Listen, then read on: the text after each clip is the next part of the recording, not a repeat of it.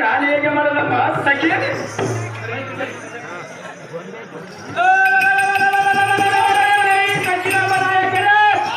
ನಿನ್ನ ಗಂಡನಾದ ಭಂಡ ದೇವಿನನ್ನು ಅಪ್ಪಳೆಯನ್ನು ಬಿಟ್ಟು ಬಿಡಿರಿ.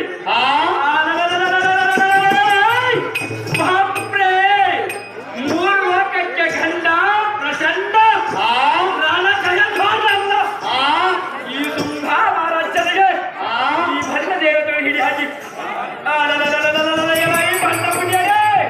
ಸುಮ್ಮನೆ ನಮ್ಮ ಪತ್ರ ದಾರಿಯನ್ನೇಳುವುದರಾಗಿರಿ.